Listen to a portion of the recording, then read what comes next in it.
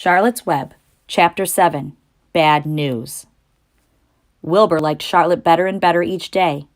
Her campaign against insects seemed sensible and useful. Hardly anybody around the farm had a good word to say for a fly. Flies spent their time pestering others. The cows hated them. The horses detested them. The sheep loathed them. Mr. and Mrs. Zuckerman were always complaining about them and putting up screens. Wilbur admired the way Charlotte managed.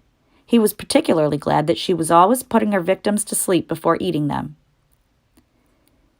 "It's real thoughtful of you to do that, Charlotte," he said. "Yes," she replied in her sweet musical voice. "I always give them an anesthetic so they won't feel pain. It's a little service I throw in." As the days went by, Wilbur grew and grew. He ate 3 big meals a day. He spent long hours lying on his side, half asleep, dreaming pleasant dreams. He enjoyed good health, and he gained a lot of weight. One afternoon, when Fern was sitting on her stool, the oldest sheep walked into the barn and stopped to pay a call on Wilbur. "Hello," she said. "Seems to me you're putting on weight."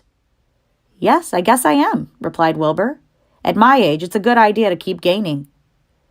"Just the same, I don't envy you," said the old sheep. "You know why they're fattening you up, don't you?" "No," said Wilbur. "Well, I don't like to spread bad news," said the sheep, "but they're fattening you up because they're going to kill you, that's why." "They're going to what?" screamed Wilbur. Fern grew rigid on her stool. "Kill you. Turn you into smoked bacon and ham," continued the old sheep. "Almost all young pigs get murdered by the farmer as soon as the real cold weather sets in. There's a regular conspiracy around here to kill you at Christmas time. Everybody is in on the plot. Lurvy, Zuckerman, even John Arable." "Mr. Arable?" sobbed Wilbur. "Fern's father?" "Certainly. When a pig is to be butchered, everybody helps.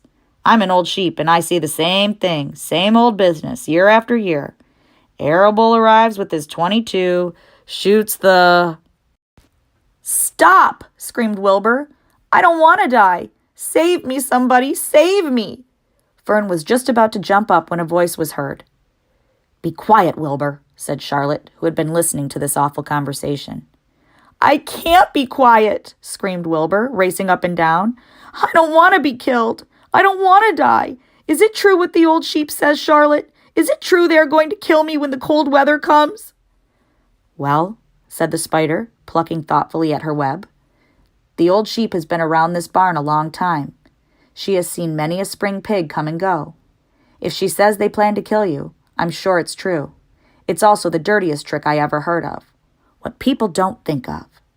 Wilbur burst into tears. "I don't want to die," he moaned. "I want to stay alive, right here in my comfortable manure pile with all my friends. I want to breathe the beautiful air and lie in the beautiful sun." "You're certainly making a beautiful noise," snapped the old sheep.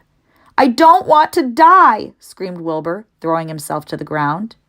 "You shall not die," said Charlotte briskly. "What? Really?" cried Wilbur. "Who's going to save me?" "I am," said Charlotte. "How?" asked Wilbur. "That remains to be seen, but I'm going to save you, and I want you to quiet down immediately. You're carrying on in a childish way. Stop your crying. I can't stand hysterics." Please click the link to continue to Chapter 8.